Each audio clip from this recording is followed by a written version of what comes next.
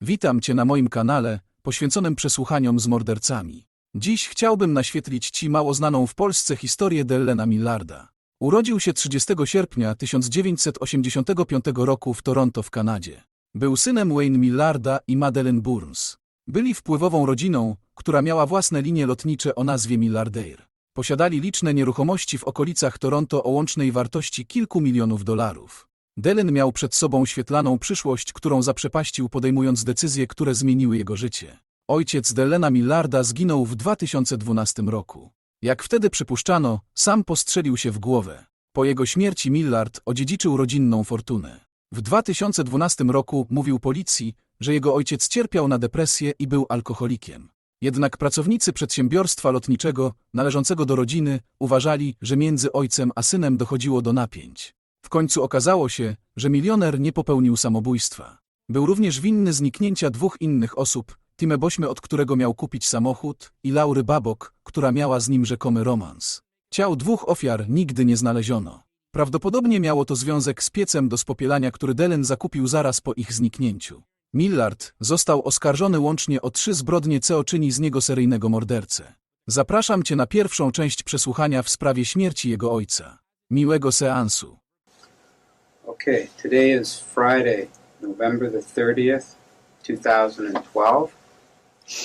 The time is 1:30 a.m. I'm Detective James Hutcheon, Hutcheon,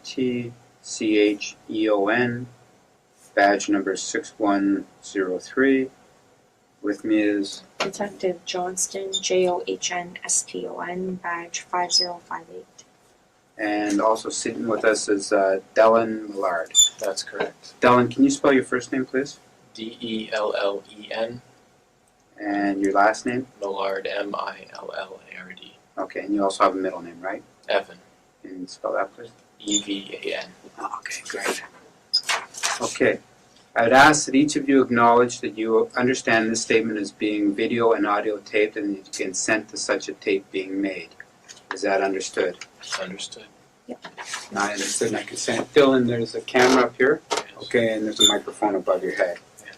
Okay, okay, we're at 22 Division, which is 3699 Bloor Street West, Toronto.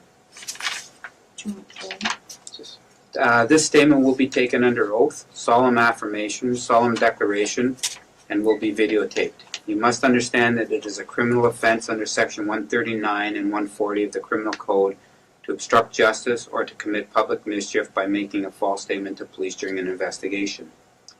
You must further understand that you may be a witness at a trial concerning the events you describe in the statement, and if at that time you recant your statement or claim it to be false, it can and will be used at that trial, and you may be liable to prosecution under Section 137 of the Criminal Code for fabricating evidence.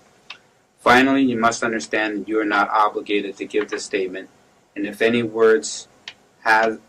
person has by words or acts attempted to persuade you to provide it, you are to disregard those words or acts and only give the statement if you freely choose to do so. Do you understand your right to choose whether or not to make a statement? Yes, I understand that. Do you understand the criminal consequences of making a false statement? Yes, I do. Do you understand the fact that this statement will be videotaped? Yes, I do. And do you choose then to give a statement? Sure, let's do it. Okay. At this time, I'd ask the Commissioner both to administer the oath. You'll have to. What's going on? Will you be swearing on the Bible, sir? No, I'll No. be... Affirming? Okay, it's Affirming. McDonald, 86920, Commissioner Boths. So I'm just going to ask you, do you, Dellen Millard, solemnly affirm that in this statement you shall tell the truth, the whole truth, and nothing but the truth? Yes, I do. Thank you. Thank you, Dory.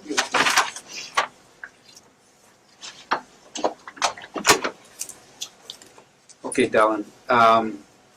We're here with respect to an incident that actually happened yesterday, Thursday, November 29th, 2012, at, I believe, your home at 5 Maple Gate in Yes. Etobicoke. And what I'd like you to do is just start from the beginning as to what happened and that brought the police into this incident? From the beginning. Well,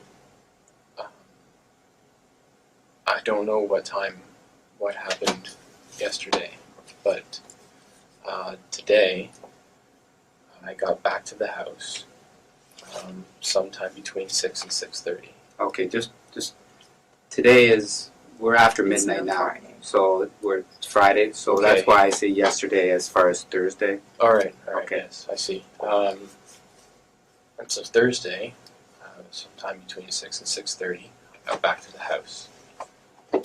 I'd been working at our family business in Waterloo. I came in through the side door. That's the door most everybody uses in the house. And I opened up the next door, which leads to the cat area of the house. It's the door from the kitchen to the hallway. And then my dog Pedo was waiting for me there. And I walked down the hallway, and I walked to my room, and I picked a sweater out of the closet. It had been a cold day. And then I was on my way back to the kitchen to make a snack, and I noticed that my father seemed to still be asleep in bed, which was odd because it was late in the afternoon. And so I poked my head in, and something didn't really seem right about the way he was laying. He was laying very stilly. And then I walked into the room, and I saw the blood on the pillow. And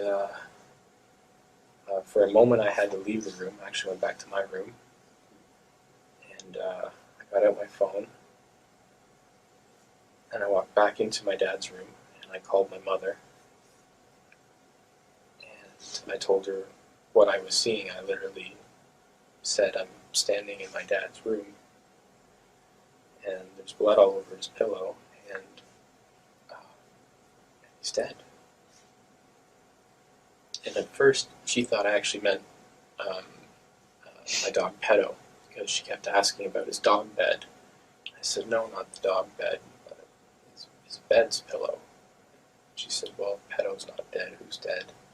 I said, my dad. And she just started screaming on the phone.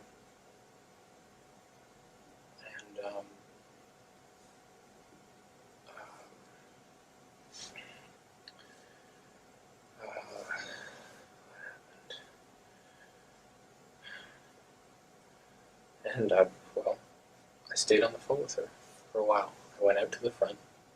I left the room. I paced in the front driveway. I stayed with her on the phone for a while. And I tried to get her to take a taxi, but she insisted she drive out. And so she drove over. And I texted a friend of mine, Andrew Michalski, and I told him that something terrible had happened, and would he please come over? I didn't want to be alone. And he did. And we waited in the driveway together until my mother got there. And then she went in the house by herself for less than 10 minutes. More than 5. And she came back out, and she pulled out her phone and she called the police. Or, well, she dialed 911. And fire truck came first, then the ambulance, and then squad cars.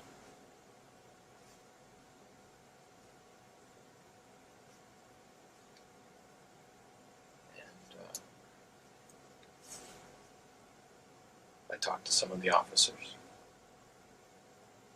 They asked me when was the last time I spoke with my father.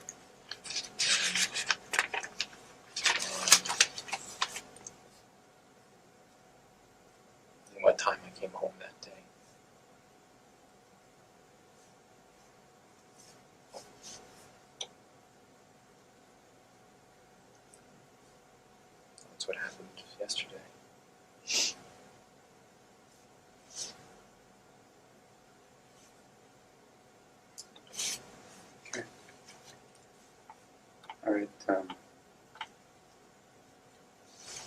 So you were in Waterloo? Mhm. Where were you in Waterloo? Waterloo Kitchener International Airport. We've built a hangar there, a large one. And there's all kinds of mechanics there. I moved a bunch of trailers around. We had to tidy up the floor to make it look more presentable.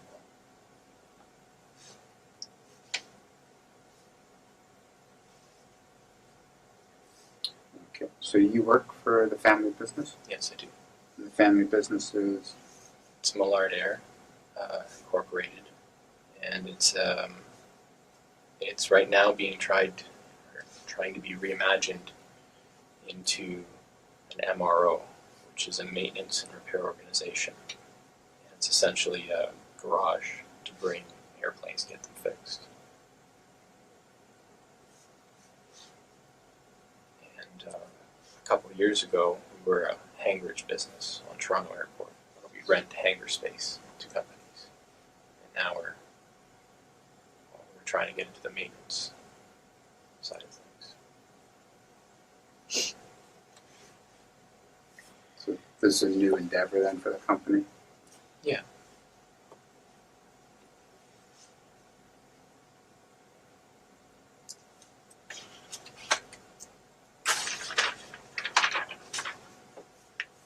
Okay. And how's that going as far as the new hangar and everything in Kitchener? It's going. It's stressful.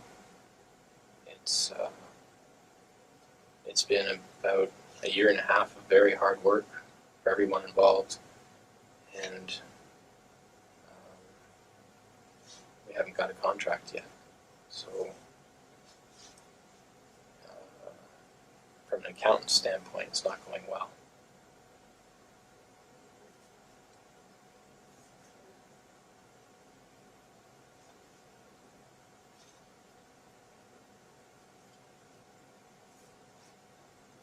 How long has this business been up and running?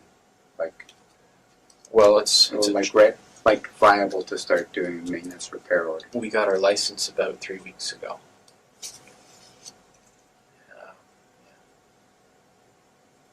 And it's been over a year of preparation to get to that point.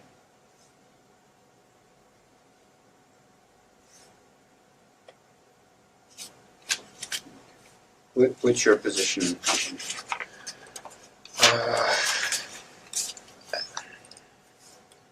Business card doesn't have a title on it, but I think legally I'm vice president of the company.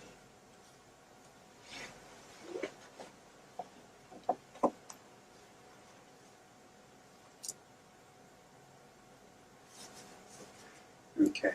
And when did you go to Kitchener? Got there after 11:30, but probably before 12:30, somewhere in there, right around lunchtime.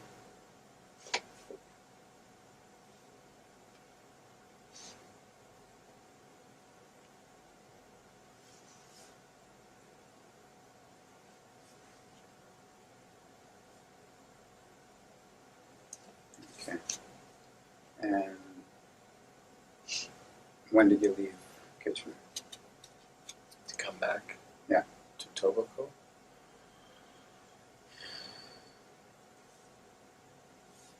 I don't know. I'm just backwards engineering the hours. If I got home around 6 to 6:30, I would have left Kitchener probably about 4:30 because I stopped in Oakville. I have a friend that comes with me to work, and I was dropping him off at home.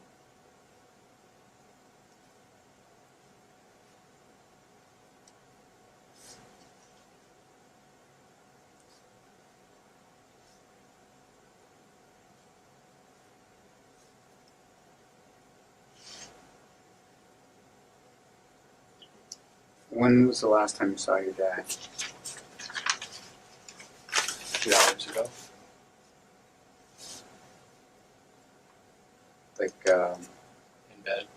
No, I mean the last time you saw him alive. Sorry. I keep wanting to say yesterday. It'd be Wednesday at about lunchtime. I was just leaving, and he was talking with Robert Kozlowski, who was our business advisor. And I stopped for a moment to put my 2 cents in. They were talking about one of our managers, John Barnes, who's been difficult to deal with lately. And I was basically saying, let's just find somebody that's easier to deal with, because he's holding us back. And my father said, what did he say to that? He said, yeah, maybe later. And I headed out. I went to Oakville from there. Lisa, the bookkeeper, was still there when I left. And I think Robert and I left at the same time. Did you stay at the house Wednesday night? Mark's house, yeah. Is that Mark your friend? Yeah. That's in Oakville? That's in Oakville. I pick him up, I drop him off. Sometimes I sleep over. And he comes to work with me in Waterloo. And Mark's last name? Smitch. S-M-I-C-H. Where's Mark live? He lives in Oakville. I can't give you the exact address. I'll give you a street corner. Okay. He lives just off of Old Abbey Lane, very near to Third Line.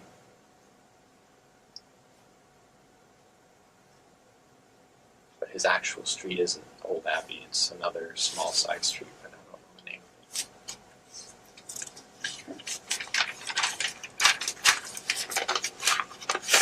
Now, your main residence is at 5 Maplegate? Officially, it's 307 Riverside. I have an apartment in that building, but I've torn it all apart for renovations.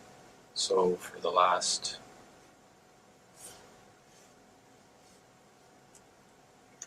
year, I've lived at Maplegate with my dad. Where's Riverside? Very near to Bloor and Jane.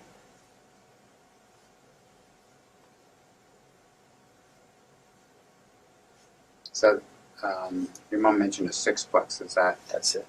That's a sixplex. Yeah.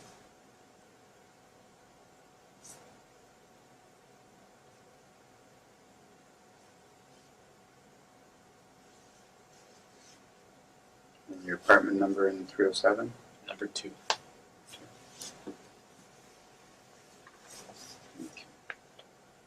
So, do you live full time at your dad's house right now? Or? Right now, yeah.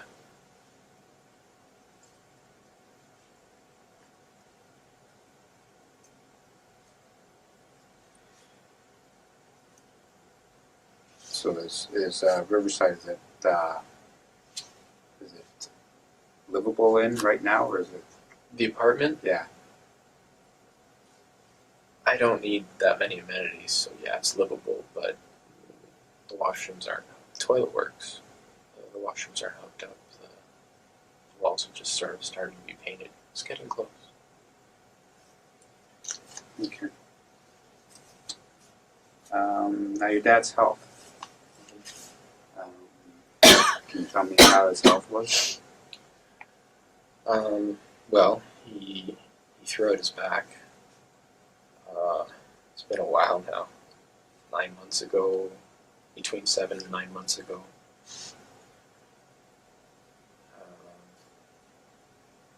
And that really, really restricted his mobility. He was bedridden for 2 or 3 months. And then recently he's been able to drive himself out to Waterloo, and he has an electric scooter there. He goes around the hangaround.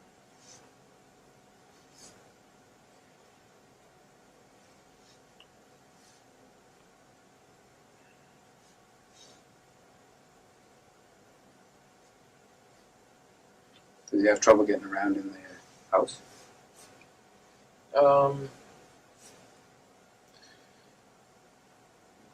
Trouble as though he can't do it smoothly, or couldn't do it smoothly.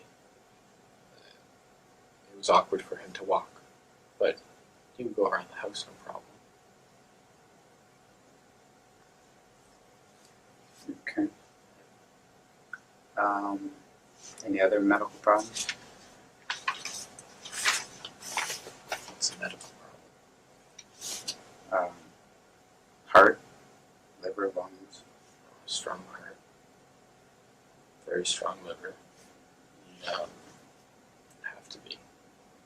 Pardon me? I said it'd have to be. Why? He's always liked alcohol. He's always drank lots. And he'd have to have a strong liver. Now, was your dad a big drinker, or a regular drinker, or an alcoholic? How would you describe him? I don't like to say the word alcoholic, but it fits. He was a regular drinker, like every night, and more than I could drink. But he was also a regular non-drinker. During the mornings and the days, he wouldn't drink at all. It was always just late at night. And how much would he drink at night? It changes over time, all the time. Before he hurt his back, he was into whiskey. Mm-hmm. And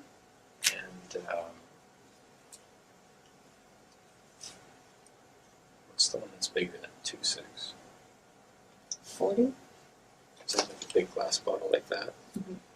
So you probably do one of those in 2 weeks of whiskey. But then when he hurt his back, he stopped drinking altogether.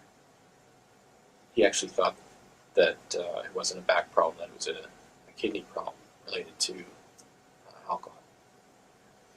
And then more recently, just in the last 2 months, he's taken up drinking again, and it seems to be wine more, or has been wine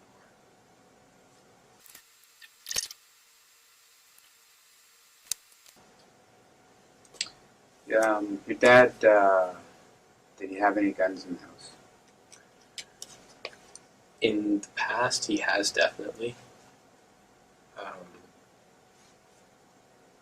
The safe that the detectives and officers have seen tonight, he's had that safe as long as I can remember. And he's opened it in front of me maybe 3 times in my life. And he used to have handguns in it. And the last time he opened it, that I saw, was over 3 years ago. And it had a bunch of pistols in it then.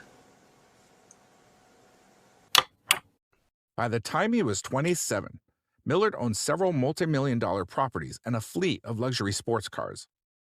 He continued to work for his father as the heir to the Millard fortune. He was considered by many to be a playboy, dating many women, occasionally at the same time. But about 2 years ago, even 2 to 3 years ago, it had something to do with the gun registry that was going on. It prompted it. He said that he gave all of his guns to a fellow named Les Beatty, who at that time was working for us. He doesn't work for us anymore.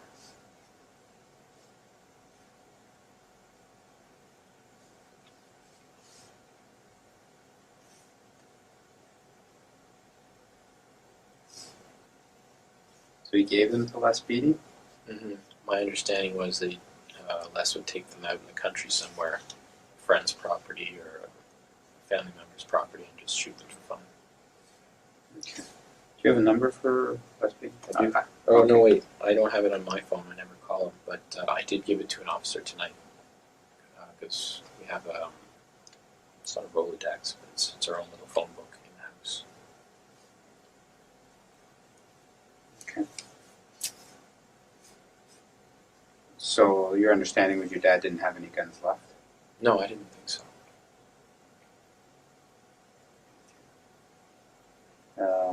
Now you mentioned the safe.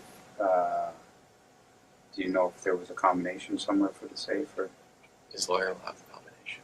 the lawyer would have the combination? I would imagine so. I don't see how he'd ever expect me to open it after his death.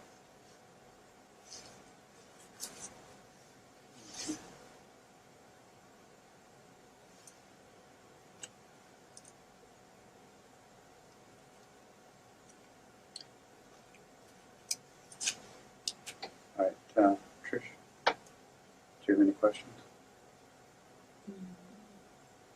Did anyone else ever stay over in the house besides you? Like anyone else ever sleep over in that house?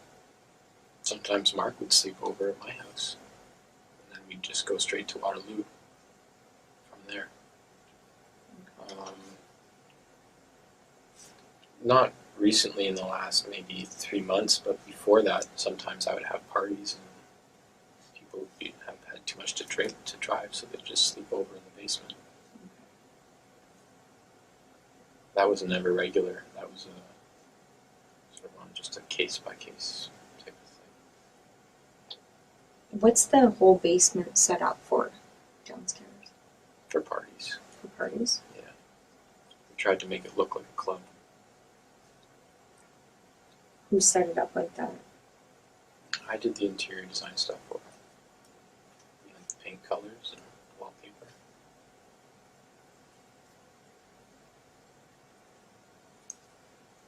And how often would you have parties?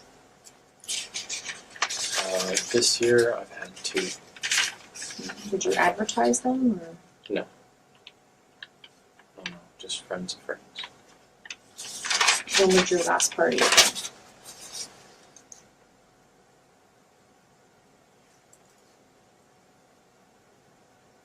Somewhere in the middle of the summer.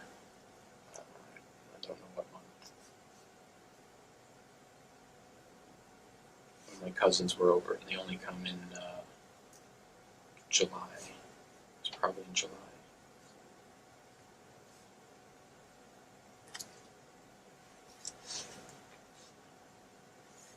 And what takes place? I saw there's Xbox and TVs and stuff like that set up down there. And drugs, there's some drugs down there. We smoke pot. Do you grow it? No.